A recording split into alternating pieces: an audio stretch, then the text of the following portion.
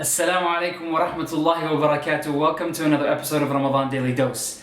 The next companion that was promised paradise by the Prophet Muhammad sallallahu alaihi wasallam is Abdur-Rahman bin Awf. Abdur-Rahman bin Awf accepted Islam at the age of 21 on the hands of Abu Bakr radiallahu anhu.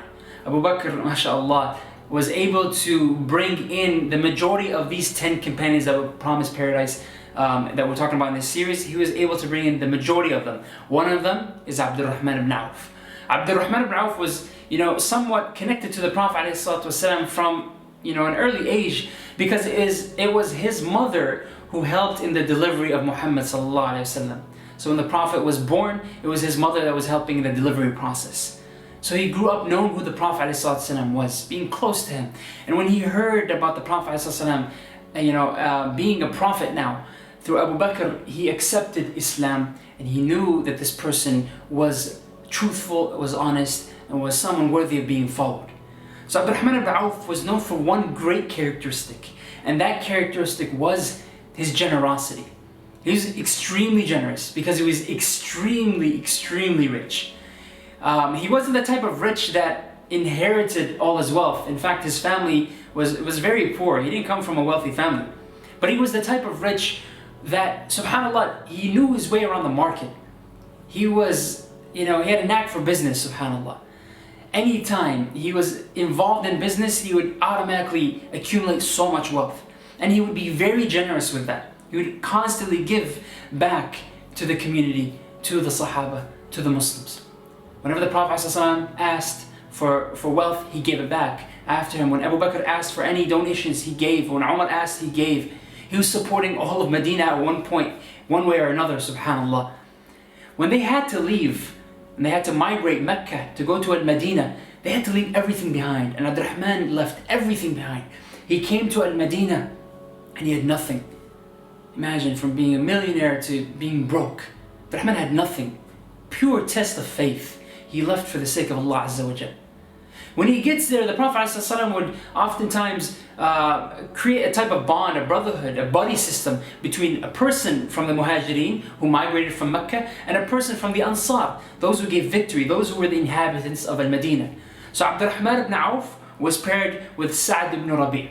And Sa'd ibn Rabi' was the richest from the Ansar from Al-Madinah.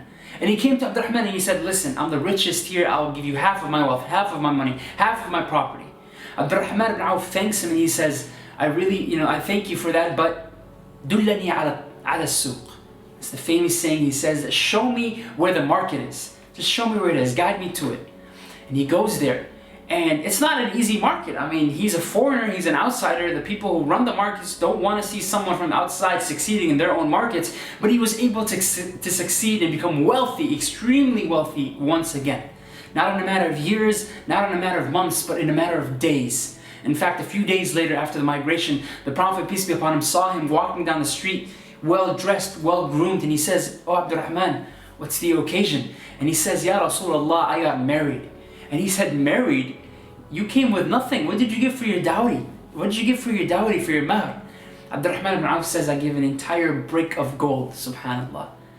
Can you imagine how easy it was for him to accumulate wealth? He was extremely smart. He was a genius in business and in the markets. Abdur-Rahman would constantly give back to the community, and he was always there to support everyone. In fact, when the Prophet, peace be upon him, passed away, he was the one who supported his wives. He was the one who, took care of their livelihood, and whenever they wanted to perform Hajj or pilgrimage, he was there to support them in that. And he was unique in the sense that he was the only companion, aside from Abu Bakr radiallahu anh, that led the Prophet ﷺ in prayer. No one else except for him and Abu Bakr led the Prophet, peace be upon him, in salah, in prayer. And that's how much the Prophet, peace be upon him, loved him. Aisha radiallahu anha one time said that in Medina we felt the earth trembling as if it was an earthquake. But then we soon came to realize that it was just 700 camels that were fully loaded, this caravan that Abdur-Rahman ibn Awf was going to give for the sake of Allah Azza wa Jal. So from him we can learn that it's okay to be rich. There's nothing wrong with that, right? It's fine. As long as you're earning your wealth from halal means, not haram means. And as long as you're giving back to your community and you're showing Allah Azza wa Jal that you are grateful for the bounty that He's blessed you, then you should be fine. Stay tuned, because the next Sahabi, the next companion that was promised paradise by the Prophet Muhammad sallallahu alaihi wasallam is one who the Prophet made dua that his du'as would always be accepted, to the point that the companions would be afraid to hurt him, because if they did hurt him and he made dua against them, it would be accepted. Assalamu alaikum wa rahmatullahi wa barakatuh.